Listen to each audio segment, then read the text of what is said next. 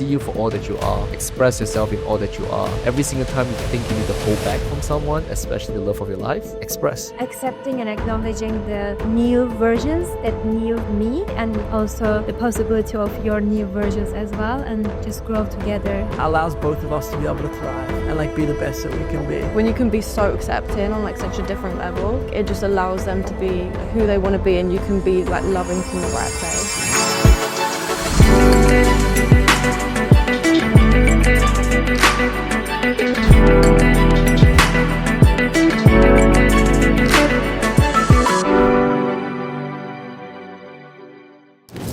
What's up? This is our first podcast.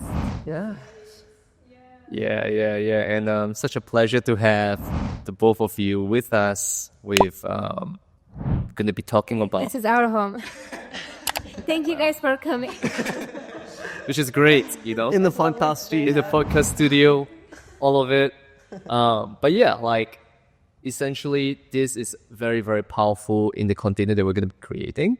And I love that, for the first time, we're having a conversation with another union, where we get to explore all different aspects of relationship, love, how that affects business, how that affects life in all of its capacities. And the questions will go however it goes, however it flows.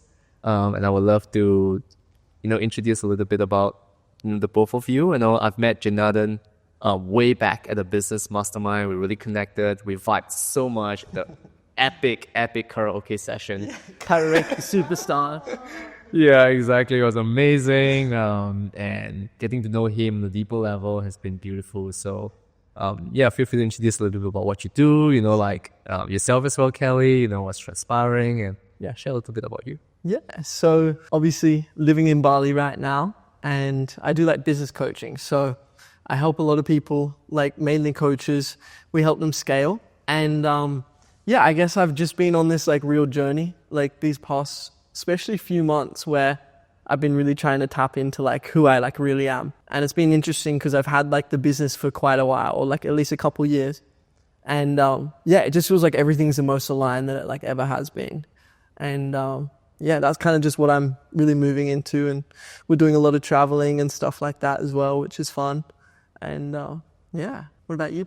Yeah, and wait, what about me? So I am also owning my own business, traveling. Been traveling for like 3 years. I spend most of my time creating content. I like to create content that connects with people, and that's how I make my money. And also I grow my own pages, and that's a lot about me. Beautiful. I would love to start off with a radical question, right? And this question is this: what does love and union mean to you specifically? Can I do this one first? Go for it. Yeah. I had nothing in mind. Good. Well, love and union, what does it mean? I think for me, it's like being able to be super vulnerable. And like we've been on this journey together where like we definitely weren't vulnerable for so long. And that like it was the opposite of a union at times. Like it really didn't feel like we were that connected. And like we connected in some ways, but it was always like a surface level connection. So I guess union is like, I don't know, doing the things that both of us like allows both of us to be able to thrive and like be the best that we can be. And I feel like in our relationship now, and it hasn't always been like this, but we're like at a level where now like we just like unconditionally do things for each other that just like ultimately makes us the best people that we can be, and like lets us feel like the most love that we ever have. And like I feel like union is also just like overcoming any things that you've like had from, I don't know, like parental limiting beliefs, or I don't know, just like different wounds. And I know like we've both worked on that a lot, and like being able to come together in that and work on those things together, I think is like so much stronger than like having to do it by yourself. And it happens a lot quicker too, where you can work on those things. Yeah. I mean, I definitely agree. I feel like it's literally just like us being vulnerable, which is like what creates us to become like one. And then I think like also like when you said like what's love, like I feel like in the past, like when we were together, I used to believe that like love was more of like a feeling, but like what I've come to realize is it's like more of like a way of being, and it's more of like a choice and like how you like move and like how you make your decisions and how you like show up for somebody. So yeah, That's so beautiful. And thing about love and union is this, because I also want to get into the juiciness of all of the things that come with connecting with another person. With literally, how funny is that? You know, you come across someone whom you've never met before in your entire life, and all of a sudden you're triggered and you're inspired by various feelings within your body, and then you make certain decisions and choices that potentially perpetuate a certain fear within you or a desire within you, and all of a sudden you have this conversation with this person, and all of a sudden you guys are like, oh, you know, we actually love each other, right? In that respect. So what has been some of the, and I would love like to really explore this, is like, what has been some of the most challenging moments when it comes to choosing a relationship and choosing each other throughout this process, and really embracing each other's shadows and all of that. And I'm curious to hear your thoughts too. Ours? Yeah. What has been the most challenging? Yeah. For me, it was about surrender, because I have a thing with that in all areas of my life. So it was more in surrender and not try to control the outcome, or I guess I really extended my boundaries, let's say, or restrictions about, control, trying to control, because his way of being was more in presence and into sovereignty, and which I really needed that sovereign energy in my life. So his way of, groundedness made me also feel safe to surrender. But it was one of the biggest issues in my life with my partners, with my, daily life and all of it. What is it about surrender and being in a relationship that calls for it? Like, what is it about surrender that's so hard for us?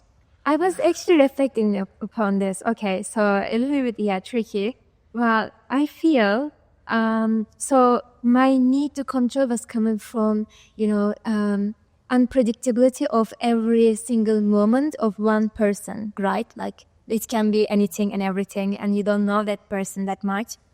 And even me, myself, I always have reflecting to get to know myself better. So imagine one another, it's very hard to surrender.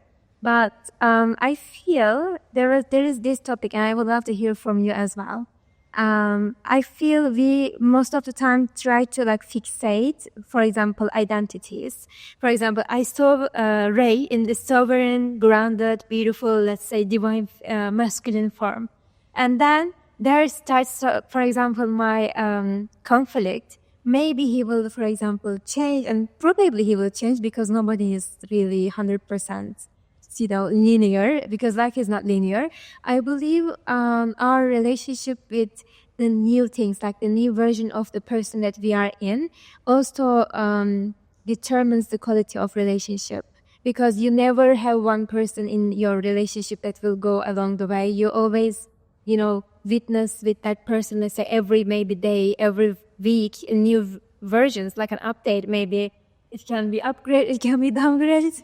Never know. And you never know. It sounds like it, but it's a little bit tricky thing to surrender and trust. So that's why right now my relationship with surrender is more about accepting and acknowledging the new versions, that new me, and also the possibility of your new versions as well, and just grow together. It's not like one fixated museum of Ray that I know this is Ray, like this is his identity, and so forth, so on. So I feel like it's very important. Yeah, that's so interesting, right? Because it brings up a concept of the mask that we wear. Yeah, right. Masks, and the importance of, bringing it in the table, the darkest shadow, all of it. Because we talk about couples, loving moments. Yes, this is our first date, but I believe talking about our deepest, darkest things, of course, not in the 1 week, but, and it's very important. Yeah, so I'm curious, was there a mask that you were wearing to try to impress the other person when you first met? And what was the balance you found within yourself between the mask that you're trying to portray and expressing truth, especially when we first met? Right? I'm curious to hear your experiences. Do you want to go this one or? Sure. I feel like when we first met, we definitely, I feel like John was very much like the masculine, like, I'm going to take control of everything. And I was very much trying to be like the feminine, like, I'm not going to, like, you know, I'm going to do what, like, you know, I'm just going to follow your lead kind of vibe. And like, I think like we really tried to fit those roles so much. And like, whenever we did start, like, we wanted to be in ways that weren't exactly to that like way. For instance, I wanted to work more, or like, I don't know. Just, I think that's probably like the biggest thing, wasn't it? Like, was me working more? I don't know. And also John feeling like he couldn't open up about things because he didn't want to seem like not as masculine. And then like, yeah, it just was like causing divides between us because I wasn't able to shift and be who I wanted to be. And John wasn't able to like, obviously communicate with me on like, yeah, like the deep stuff. When you're sharing that, do you guys have a specific example that comes to mind? I mean, we would just like, I was always kind of like passive aggressive almost, in the way of like, you would start to work and then I would start to be like, oh, like, why are you working that much? Like, I wouldn't never like outrightly be like, oh, like, you can't do this, or like, you know, like, I want to be able to provide for us. It was more just like, I feel like I would act a little bit upset or something, or I just wouldn't really share. And like, it was just so many examples where like, I would always think that like me sharing and like being vulnerable would like make her like not appreciate me as much or not love me. And like, that was like a big fear that I had for so long. And like, ultimately all of that started was just like, we started to just have like so much conflict all the time. And we had like such surface level conversations. Like, I would always say like, oh, how are you? And he'd be like, good. And like, I got to the point like after weeks where I was like, don't say good, just say something else. And he would be like, but I just feel good. What do you want me to do? Cry? And I was like, no, I don't want you to cry. I just want you to tell me something other than good, you know? I just want to not live in this little like fake masked like way of living, you know? Let's open up, let's share. Yeah, that's so potent. What was the deepest shame that you needed to meet within yourself and let go of in order to create deeper union with Kelly? Is there one aspect that you felt so much fear and so much guilt and shame that you were holding back, and when you did share it, freedom? I mean, a big one was like around jealousy, and like, because there was some things that happened like when we broke up where Kelly like and I were just like not meeting in a lot of ways in terms of our vulnerability, and like we both seeked out different ways to share that.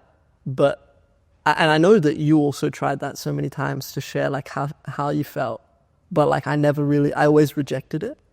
So what that would mean is like she would find a way to have like an emotional release, right?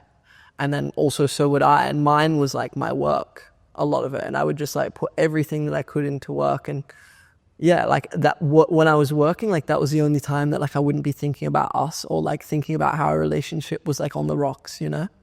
So I think the biggest one was just like sharing that, like, yeah, I know I said jealousy, but it's like being able to share that like some of the things that happened in our relationship like really upset me, you know, and like some things that we were both doing, and like some things that like happened with like your ex and stuff.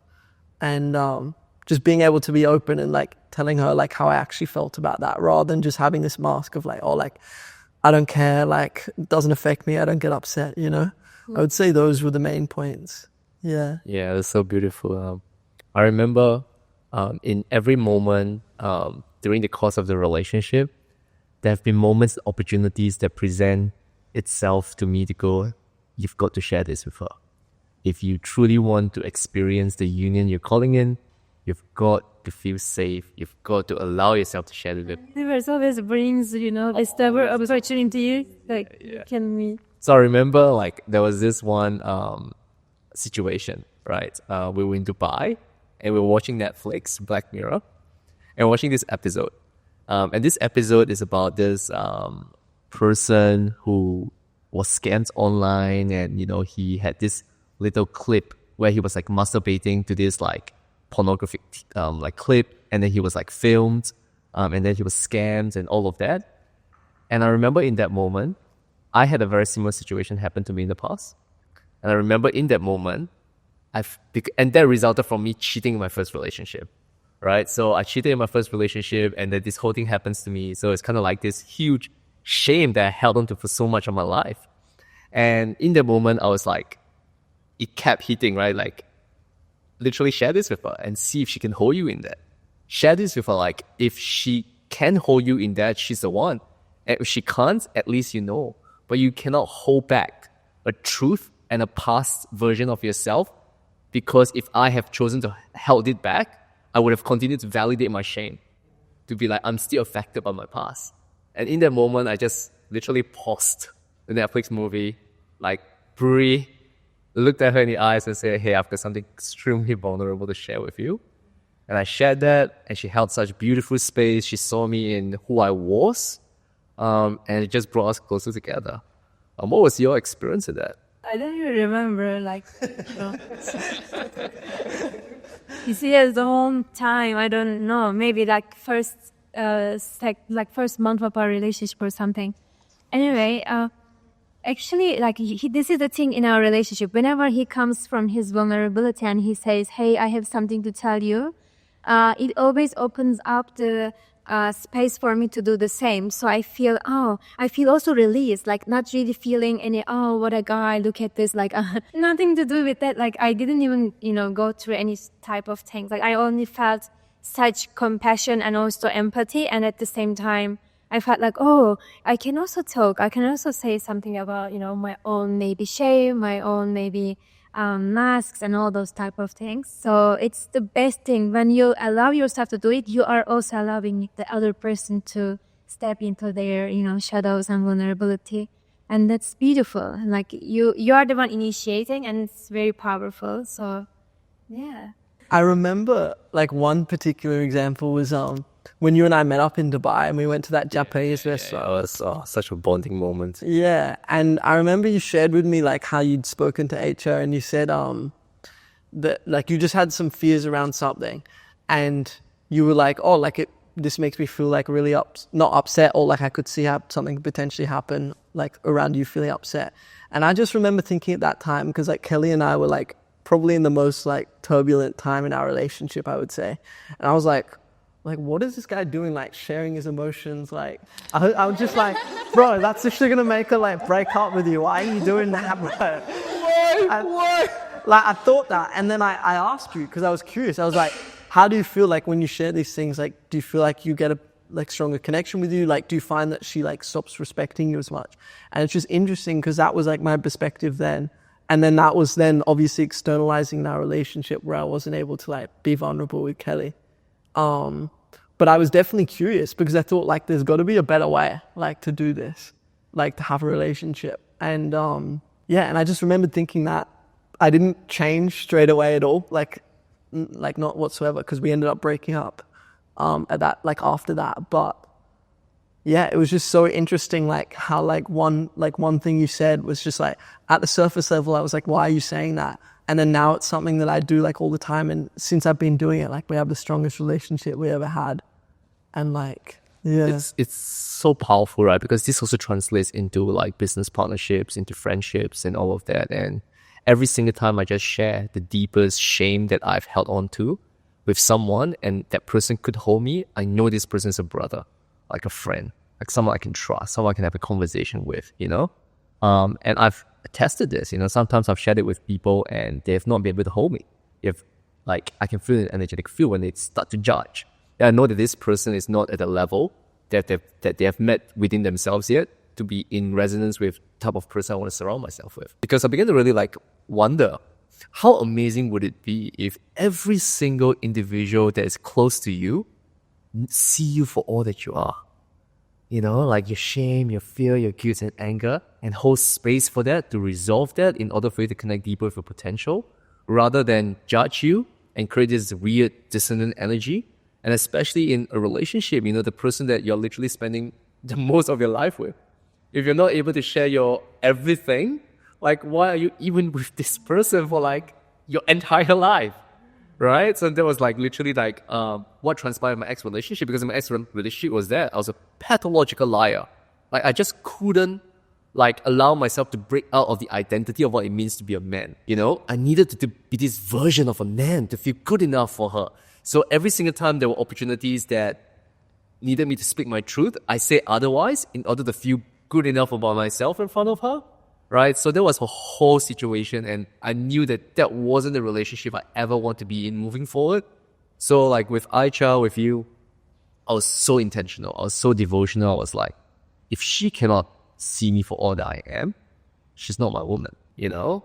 So in your like experience, and as well for you, Kelly, it's like as you guys begin to come, I know you guys broke up and you guys came back together, and now the energy feels stronger than ever before. How has the belief for you shifted when it comes to being a man in a relationship? I mean, definitely I'm just a lot more vulnerable. And I realize that like me sharing, like it gives her the opportunity to share. And the biggest thing that like I felt was the problem was that she wasn't sharing with me. But it was the other way around. Like, cause I wasn't sharing, I just created that loop where she wouldn't share. So like, I think like the biggest thing for me was realizing that like it wasn't all Kelly's fault, that like our relationship was on the rocks. Like for a long time, like I was like, oh, you've got to start doing the work, you know, like the inner work, all of that stuff. And that was like one of the reasons that like we first broke up, because we broke up a few times. And one of the reasons we first broke up was like Kelly was just like felt a bit conflicted. And like you share more about this if you want, you don't have to as well. But like she felt conflicted.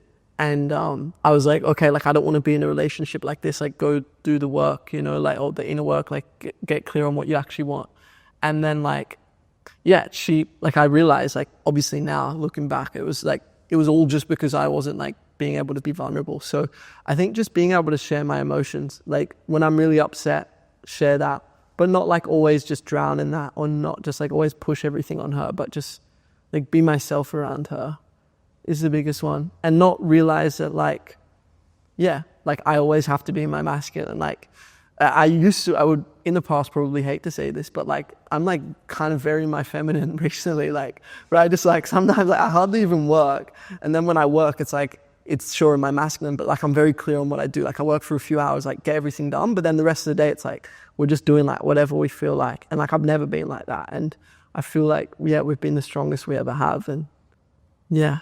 So they're the biggest things. Yourself, Kelly? What was the shift for you? Yeah, I think like the same, because like I think people will meet each other on the same like unhealedness.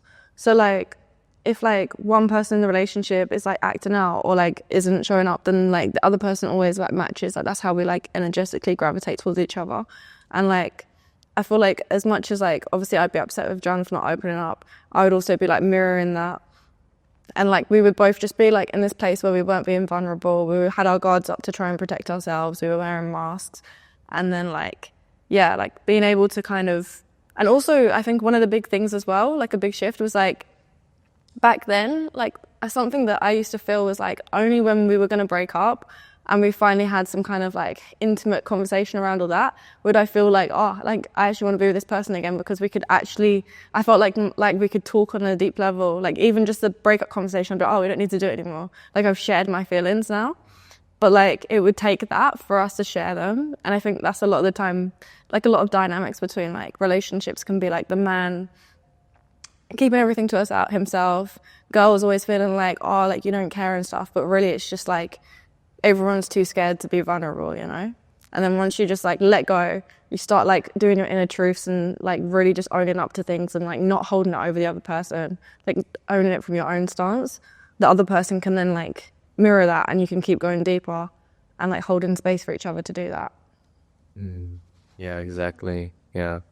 And was it ever a phase in your lives, like all of us, right? Whereby, I'm not sure, I'm curious, right? Whereby we found escape in dating multiple different people, having like flirting with multiple different people, enjoying the play, enjoying the game. Has there ever been a phase in your life where you were in that phase? Yeah. Just you, nah. Yeah, definitely. I mean, I would just escape through like meeting new girls, and it was so interesting. And like even after we broke up and I came back to Bali, I was still in this phase where I was like, I would just always be looking for attention from girls. And like, if I didn't get it, I would just feel so empty. And I remember like just getting to this point where I was just like, I don't know.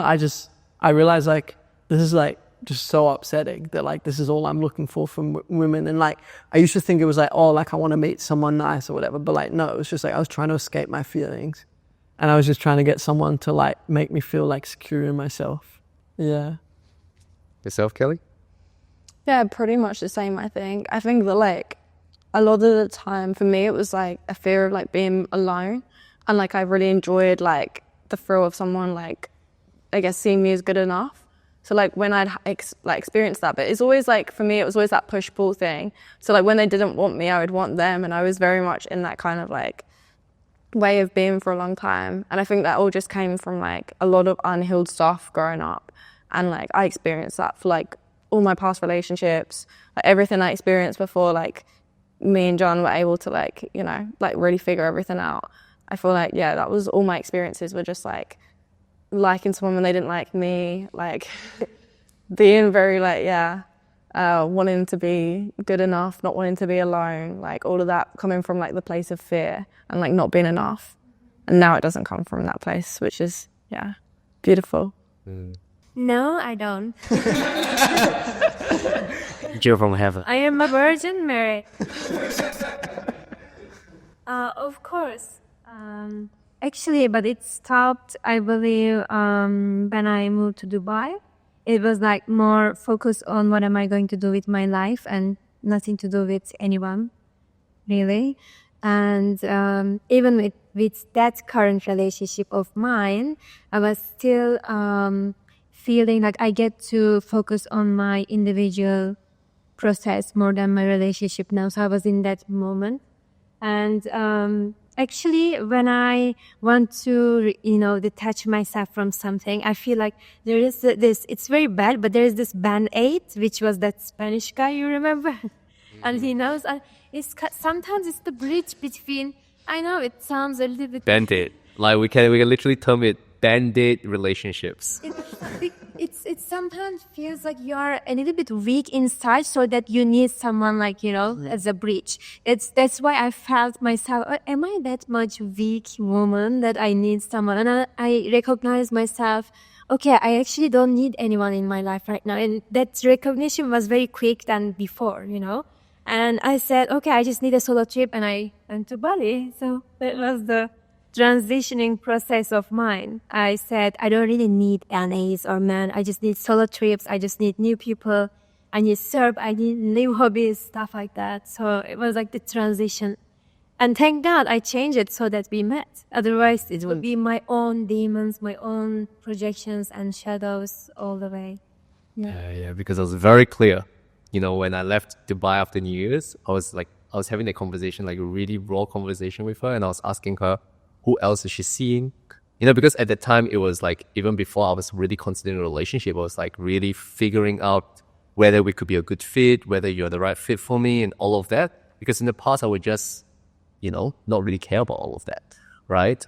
So it was that depth of conversation, because I do not want to be, an option. I'm either like the option or not an option at all, right? And for me, it's so interesting because for me, I never had that phase, because my first relationship when I was 15, I fucked her over, and it felt so bad within my body that I created this fear within me to not be with another woman, because I feared the hurt I would create within them, but it's also because of my fear that I couldn't hold the hurts I could create within people.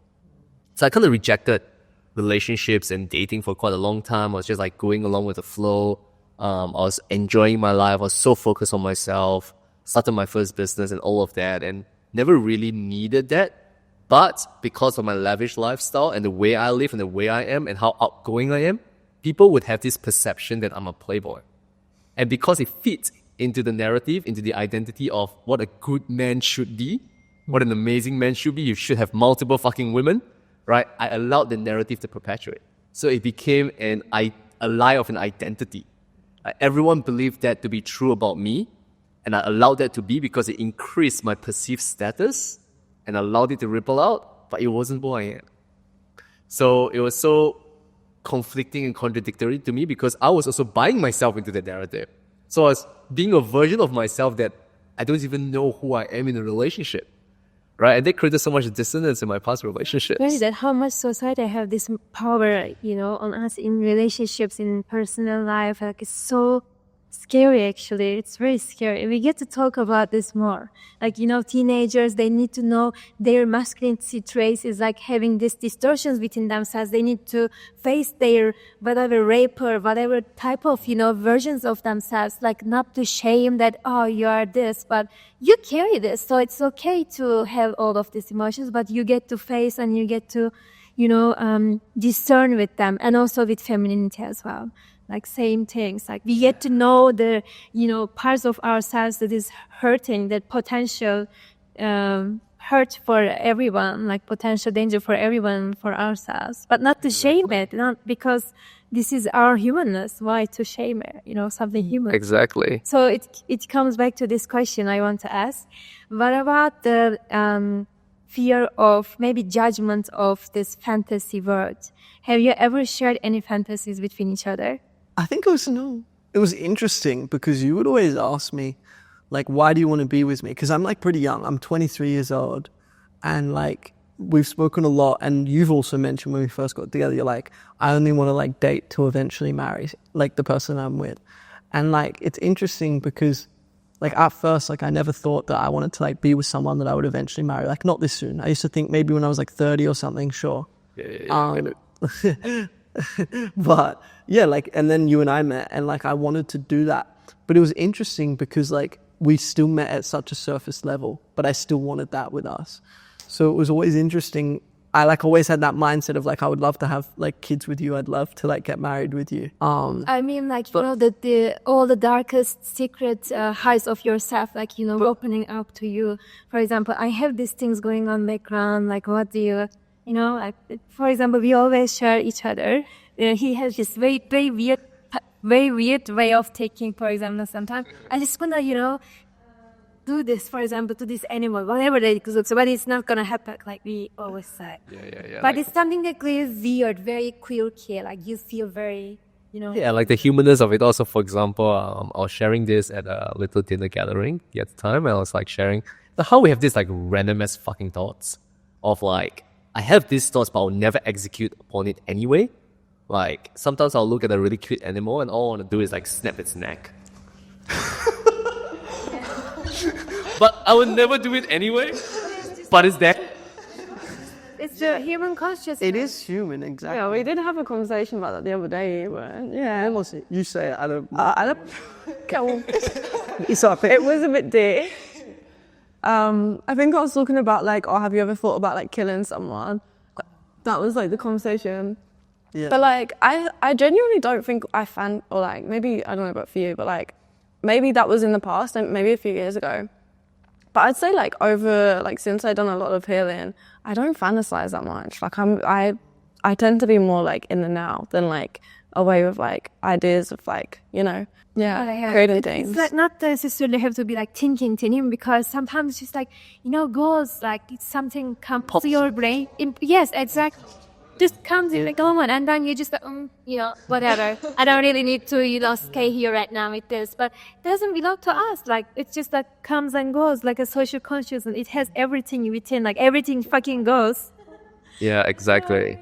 Exactly. And sometimes as it comes up, like so. And it feels amazing to be with someone who is able to play with that thought as well, and not see it as something that's like dark and serious and all of its capacity. And of course, it's a reflection of... Like some people even have fantasies about cheating. Come on. Oh, yeah. We've had conversations with other people where like, we brought it to the table and he's like, sometimes I look at a beautiful woman and like this thought just comes. I just feel like cheating, but I know I'll never do it anyway. And these people have wives, like it's very normal. Then they feel guilty about themselves and they cheat anyway. And what if we can tell each other that, this is just like a thought came true. So you don't give it the importance, and then it doesn't become like a dusty, darkest, part of yourself. Yeah, I think for me, like my biggest like impulsive thoughts is just like, I'll just sometimes be like really negative or have like a perception of someone, and they'll be like, no, like snap into it, like your thoughts like are not your reality. And it's always interesting because I think like, why the fuck do I think like that about people like sometimes? And I'm just like, why do I do that? And I just really want it to stop. But then like as soon as you realize like, okay, like these thoughts are normal, like just drop it and don't like dig into why you're having it, like the less they start to come. Exactly. And usually those thoughts are as well as darkest part of your brain. It's like a projection of your own unmet maybe parts of yourself. 100%. Exactly, which brings a very interesting question, right? Because when you're in your masculine, your energy ripples out, right? And when you're in your feminine, your energy ripples out, right? So a key question for you, both of you, right? Janardhan, when you're out and about with Kelly and a beautiful, attractive woman catches your eye, has it ever happened? Yes. Yeah. And when that has happened, what has been your process, or what were some of your emotions or feelings that came up, and like what was the process that was you were moving through whenever that happens? When that happens, I just try and like I'll look, and then a part of me is like, look again, look again, look again.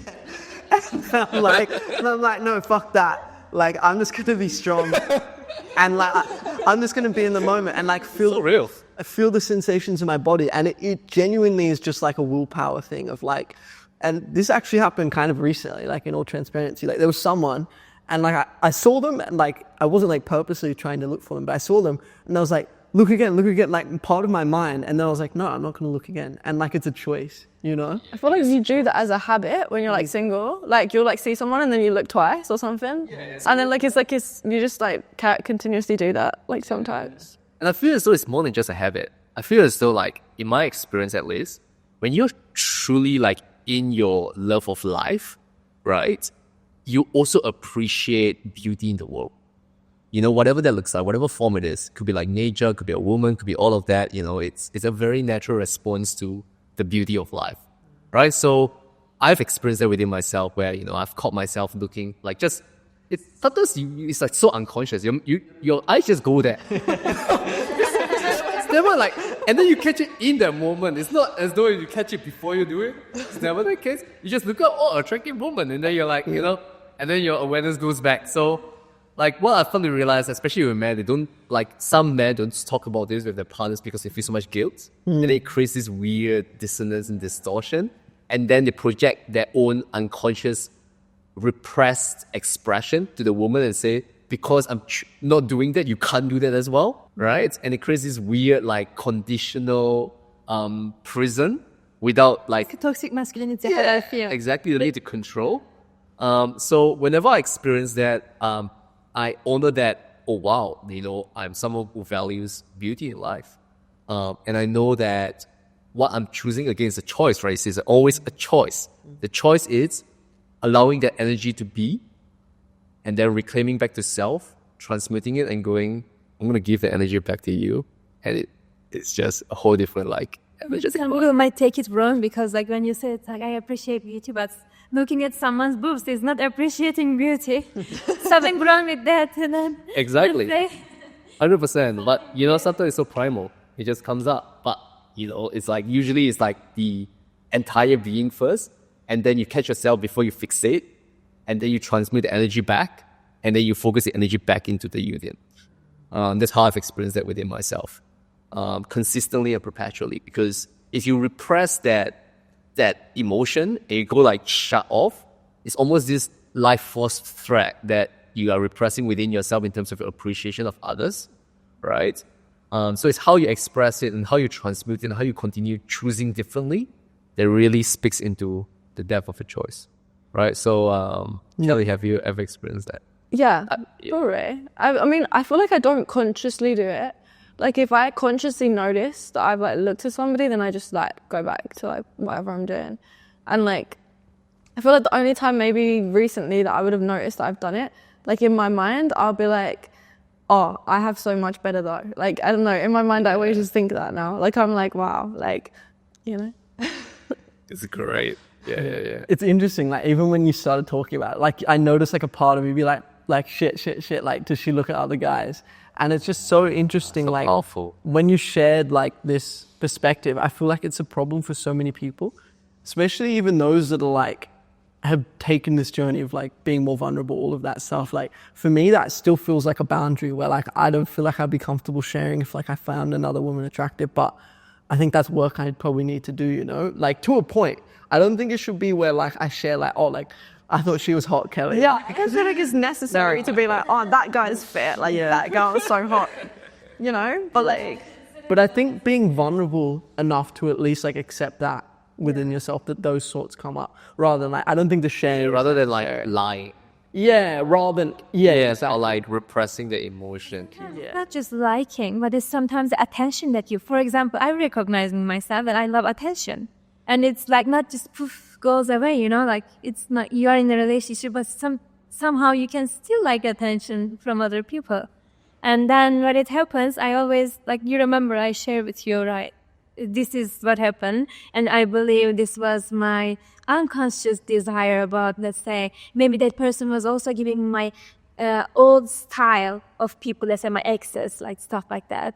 And then maybe I recognize like attention from that. I just like it, whatever. But I don't feel guilty about that, like, because it's just, it's human nature. And it's a part of me I've always liked about being likable. And it's not something, I don't know, I should be ashamed of. And yeah, that's really very releasing and something is very light. Yeah, exactly. And the truth is, I'm not seeking that attention, but when I get it, it's, you know.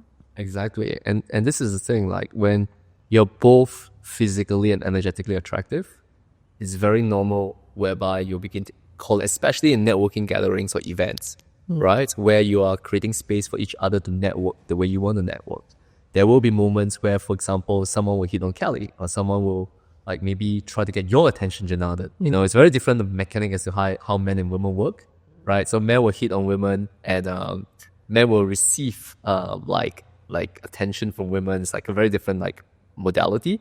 So in that moment, it's like, how are you choosing differently? How are you holding yourself? How are you like still communicating effectively? Just reminds me this experience of ours. Do you want to share? It was very powerful. Yeah. The one that's in the poetry night. You told me something. If I don't really have that something, for example, he shared something that was very important. He said like, it was like a one gathering that we had been together, and he recognized someone's attention, let's say, towards me. And was very unconscious with me because I was in the moment. And he mentioned something after we deal with all of this. He said something along the lines of, if I don't think that you can leave me ever, if I don't have even like a little bit of, you know, that feeling of maybe one day you will be not here. That I remember that conversation so much. Yeah, you remember that resolution. Yeah. Like, so for example, right, like the feeling that you go of, your woman looking at other men, you know, potentially she'll leave you, potentially she'll be interested in other men. Like what I've shared with her is this, how I've met that within myself is I go, if she is truly for me, she's going to be with me anyway.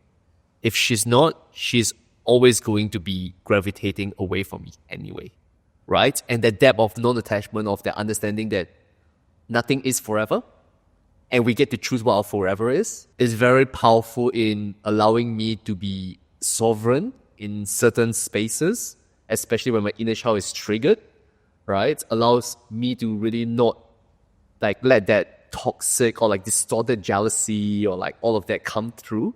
Because I remember when that happens, where like this guy was flirting with her and she was like, you know, very much unconsciously in his energy, I just felt this fucking rage, bro. Like fucking rage, bro. Like motherfucker.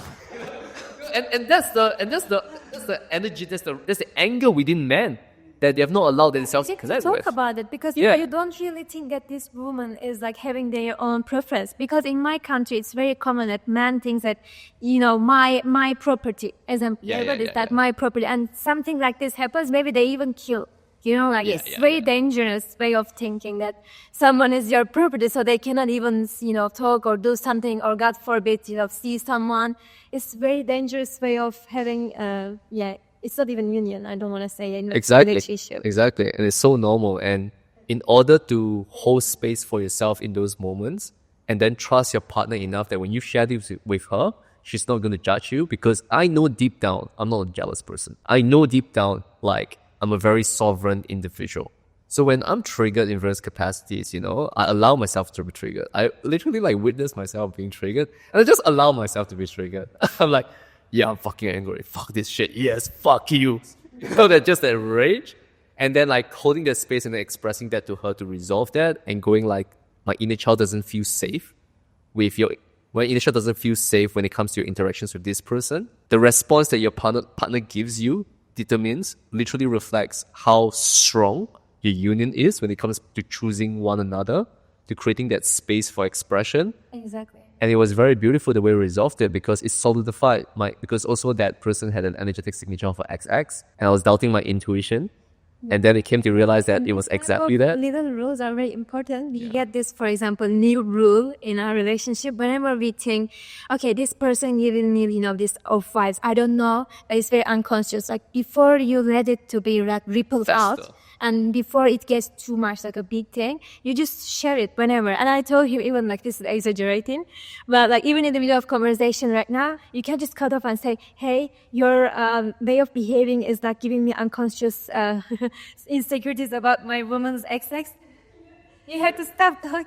Yeah, imagine that. Imagine that. Imagine you're being so, you know, honest, like ready. Imagine how much trust you need to have to your partner. So for example, right, someone is flirting with Kelly, right? And then she's unconsciously like being receptive. Yeah. To be able to trust her that much, to walk in and go, Kelly, my inner child doesn't feel safe with your interactions with this man. Big conversation. In mid-conversation, saying, Kelly, I need to do your this.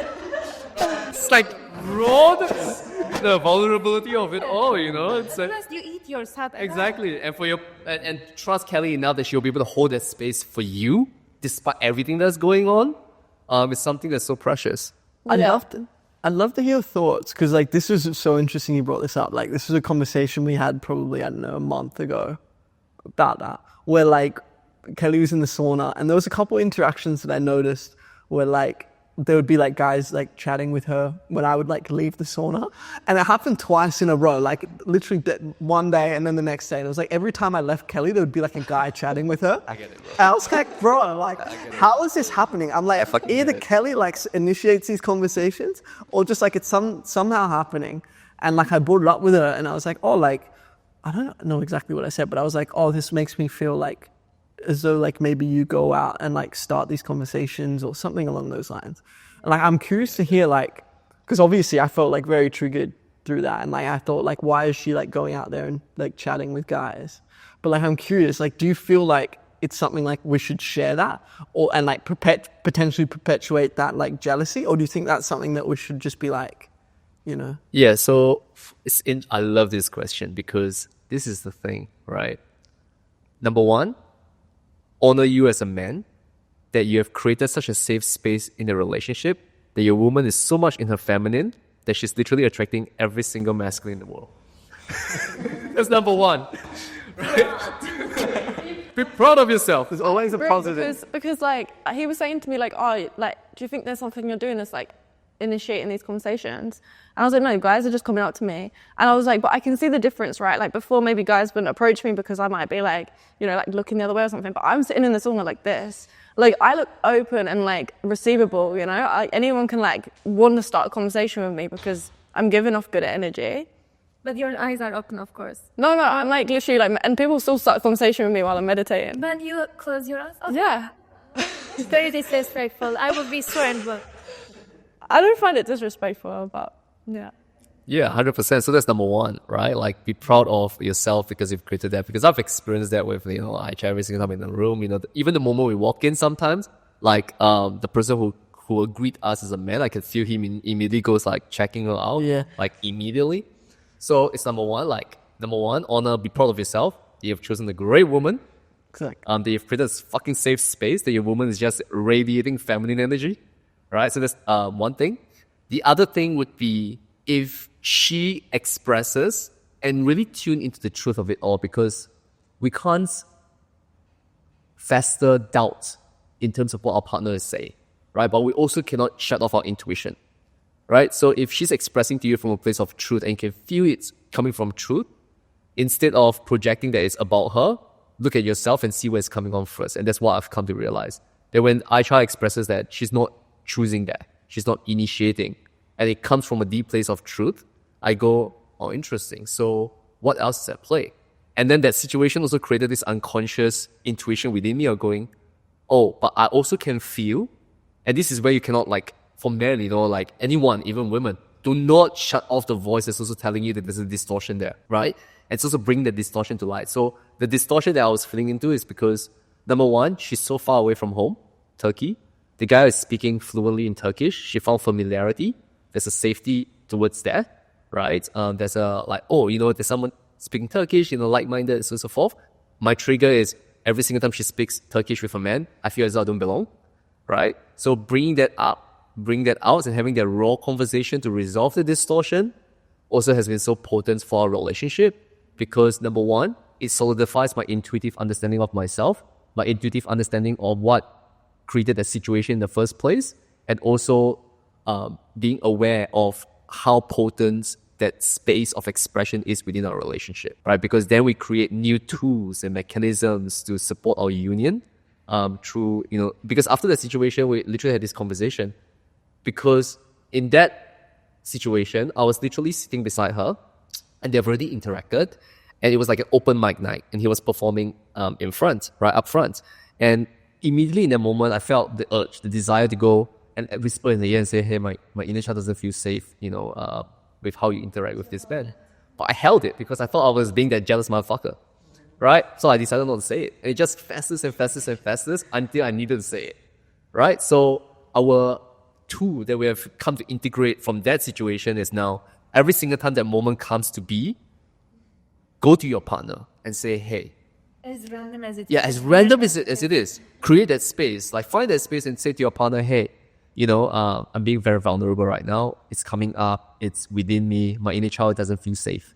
I feel as though you're being too open with this individual and it's triggering me.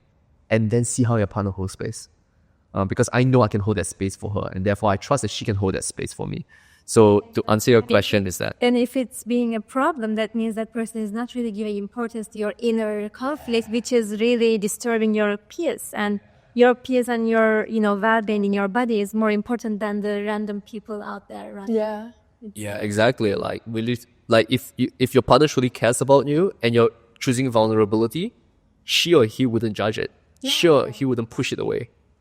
Yeah. And having those tools, especially in like so extroverted, like stuff like this, then it gives you so much freedom to just play. And how is your relationship with this type of rules in your life? Do you guys have anything like that? Yeah, so the context is this, like rules as in conditions, because love is unconditional. Like I unconditionally love her, I wish her all the best no matter what happens. But relationships are conditional. Yeah. They are based upon a set of sacred agreements, right? For expansion, for potential. So yeah, so that question, like what are? Or would you like to maybe set? Yeah, and that's a great question. Maybe we should set some, but No, we have I feel like we do, but we just don't have them like set out in like the way they do. But Oh yeah, ours are definitely different, but I think that's what would you say to answer? So I would say when we got back together, we decided like there was a few things that were like really important to us. One was like we don't sacrifice ourselves. So like we never like Oh, that's powerful. yeah, we never like do things in a way where like we're not following our own inner truths to like try and like please the other person. So that's like a big thing for us is like when like if something comes up where we're like, oh, I noticed that recently I've been focusing on how you feel a bit more than how I feel. Like we like try and like make room to like step back into our own space, and like I think that's a big thing for us, right? Yeah. And I think that like another one, for instance, is like if something comes up for us in our minds, like about the other person or something we want to share, if it comes up, like multiple times, or like we notice it come up and we feel like the urge to share, like we always just feel the need to like sit down and share, like yeah, like we always say that that's the thing, right? Like Yeah. this has been coming up, or even if it's just nothing to do with each other, maybe it's just something in ourselves, like maybe it can be like our own fears or our own blockages, or and like I noticed that the thought comes up a few times, like maybe I should share it with him, and then like the first time I'm like, oh, it doesn't matter, and then the next time I'm like, okay, I'm gonna share it with him now, you know? And I feel like those are like little things, but I say we wouldn't have like massive guidelines and like this is how we address every single thing, but I feel like we intuitively have like found We do. Yeah, there's those. Yeah. Yeah, it's so powerful. Second last question, right? And this relates to our experience in our relationship with sexual intimacy. What was the first time for you guys when the both of you chose sex? What was it like? Like, how was that experience? Like together, or you mean Yeah. together? Yeah, I think I'm gonna agree with that question. Plus 18 from Plus, is it like, what was the experience like? What inspired it? Or was it like kind of reactive? Was it like, how did that come to be? I think Do you want to talk about it? Maybe. no, I think like to me personally, I'd rather not share this kind of stuff just because like my parents love to watch my content, and like I wouldn't want to make it so that my dad watches this video and like has a heart attack or something. So yeah, it's just like the rules for social media. Yeah. So then the question would be, has it only ever gotten better because of a relationship? I mean, definitely. I feel like through vulnerability and just like actually understanding, like, not like, I mean, a big thing for me was like, I always had like this idealistic thing of like, I don't know, if like you didn't want to like be as affectionate or intimate, that like I would always feel rejected because of that. But now like we're very open, and like I think because of that vulnerability, like we're like very like, it's just a lot better. Like our intimacy in general. Perfect. Yeah. Like, and that's been my experience as well. Like, the deeper you go with getting to know someone, the more expansive and expressive and deeper you can go with sexual intimacy. Yes, but all forms, all expressions of intimacy. So yeah. Yourself? specifically, I forgot the question right now. I'm sorry.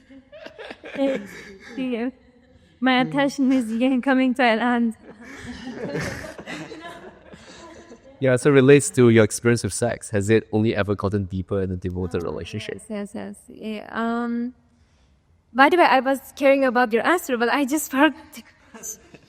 I was like, actually, yes, it's like, yeah, I feel like every single day, like I said, like new versions of ourselves, like meeting it with curiosity, with love, and with reverence towards each other. I feel it's really ripples out all the love, all the respect, all the excitement as well. So yeah, one of the beautiful traits that I have, I believe I don't really go mundane. I don't really like mundane, and I don't think that we ever have this type of, like, you can make mundane a little bit more, of course, like there is nothing bad about it, but I mean, I don't really like to feel like too much taking for granted, that word, like we don't really take ourselves for granted, so that means we put effort and it doesn't look mundane. It looks more, putting an effort. Yeah, exactly. Final question. Quick fire round. What are the little things that you appreciate about Janardhan? And what are the little things you appreciate about Kelly, right, that you guys do for each other? Right? And also, what's one thing that you have yet to share with each other that you would love to share? Oh, I don't know. We share a lot. We do talk like all the time. We have this like questions card game where we just like randomly like pick questions and share with each other. So, It's not really that. Like, do the first one first. the little things that I really love about it. I mean, that he does. To be honest, I just like it when he's like completely himself. Like, even though that's not for me, it feels like it is, because like then I get to like also beautiful. mirror that and be myself. And I feel like we were like very supportive of each other. Like, he supports me so much, and like anything that I want to do, like just like cheerleads me, and I love that. The same way I do him, of course. But yeah, it's really nice to always have someone like in your corner, and like, yeah, I think like we're always like excited to like be with each other as well. Even though like every day we're with each other, like we're constantly like excited, and it's so fun to have someone who's like so excited to be with me all the time, and like me too, and like be able to like share that. The big one for me is like definitely feeling very supported by you. I would say like just feeling as though like I'm never going to be judged by you though. I think that's the biggest one, like feeling as though I can do like whatever I want whenever I want. And there was even a period in time where like I was just considering like just becoming like a pro fighter, like just doing like MMA like pro or something like that. And like Kelly was like, oh, if you want to do that, like I fully respect that. And that was like such a big fear for me for a while. I was like, I feel like she's going to leave me, or just whoever I was with. Like, this was a fear for a long time. Like, if I'm not making a lot of money, if I'm not the provider, all of that stuff, that like she wouldn't appreciate me. And like, I think just hearing that like she was okay with that, and that like whatever we do, she'll be like happy with me, like being with me. Like it actually gave me like so much more, I guess, safety in like actually being able to provide and wanting to provide. Like now I want to do it so much more than I probably ever have. And like, I want to like build an amazing business and like a huge empire, right? And it's because like, now I know that there's no expectation from her, because like she's just happy with like just being with me, you know, for who I am. It's probably the biggest sign. Yeah, it's beautiful. Beautiful. Yeah, so beautiful. For me. But you, I love everything about you. I mean, the biggest thing would be I've never experienced somebody holding beautiful space and very safe space for my inner child. So I feel that is like, you know, one thing that I capture, like, wow, this one trait is just like makes everything 10K more. So I feel, yeah, your ability to hold space for my inner child is so beautiful. And it's actually a healing process. You can also heal in relationship. So much. So people think that I get to find my blah blah partner when I go through everything. No, you don't have to go through everything alone. And if you have a partner holding space for your inner child, even way more better than making all the healing journey alone, you know? It's so True, actually. yeah, so I feel this is one of the, you know, like pillars in my relationship. Yeah, holding space for my inner child, and your sovereignty just inspires me a lot. I feel so safe because I don't think that you would ever sacrifice your own truth to, you know, compensate something or over accommodate, I don't know, whatever it looks like. Therefore, I feel so open to come to you and tell you whatever, for example, I need, because I know he would never sacrifice something, you know. So it's very, safe feeling. I love it. Beautiful. For me, it's just the little things, you know. It's the little things is, you know, how the things, like, I know you can feel it as well, Janardhan. It's like the things of everything that she does is just adorable as fuck. You like just stupidest things. even the silliest things, even the stupidest things, you know, that she thinks is stupid or like silly.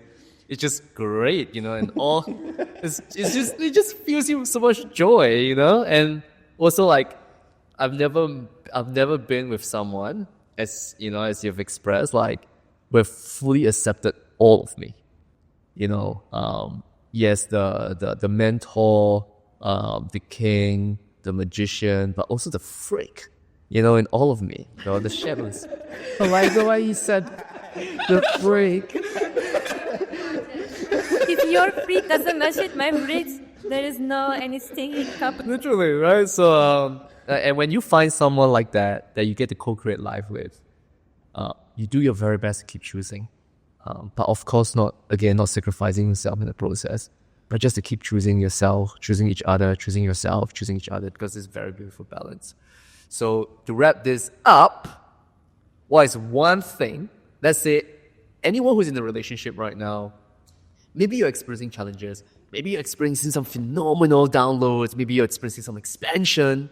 What do you personally, like the both of you, through your experiences in your relationships and this relationship, would love to share with them? If you're holding a mic, it speaks to every single person in the world. So explain again, 3 things that... Just what would you love to share? Can be one thing, can be 2 things, can be 3 things. that helped our relationship. That you would love to share with the world about relationships for yourself. If you're holding a mic, it speaks to every single individual in the world. I mean, vulnerability is everything. Like, to be vulnerable is like your true superpower. And it seems so backwards, especially with like all the Tate stuff, you know, and like all of this toxic masculinity. Yeah. And like, I used to believe in it so much, and I thought that was like the best way. But like, genuinely, like sharing how you feel, being like super down to earth, and just like being yourself around your partner, like that will it will transform everything. And like, life just feels so much better when you do that. Yeah, and I would say like accept them fully for who they are. Like everything bad, everything good, like all of their quirks. Like when you can be so accepting on like such a different level, then like it just allows them to be like who they want to be, and you can be like loving from the right place. Like when you can be like totally accepting of like anything in any shape or form that could come. Yeah. Amazing. Yeah, beautiful. And I love the fact that Janardhan was looking at the cover and said, like, yes, there are the magazines, like reporters, everyone's feared. No. But it's like, we get excited. And we get, Like on the edge of your seat, like, what are you gonna say? you know, now I'm gonna put a big impact. Find someone who matches your freak. Very true. So literally, yeah, compatibility is so underrated, but it's so needed. The kings, whatever it looks like. But you know where it comes from? It comes from you actually sharing them first. Because if you don't share them, how the fuck would they know? So, Right, which comes to the vulnerability. So for me, it's this, like, allow yourself to choose yourself fully, and then you'll be chosen fully by the other person. Like, that's it. See you for all that you are. Express yourself in all that you are. Every single time you think you need to hold back from someone, especially the love of your life, express. Choose expression. And expression always resolves any repression that we hold on to. Because it also gives you the understanding that this person is yours. You know, so embrace that. Whoever watched this episode, I swear they will find their love of. Alright, so this is the end of our episode. If you guys, we'll put everyone's links down in the description down below. So like, if you guys want to connect, feel free to connect with Kelly, feel free to connect with Janardhan. We'll put the details down below. And I guess we'll see you guys on the next fucking episode. Yeah.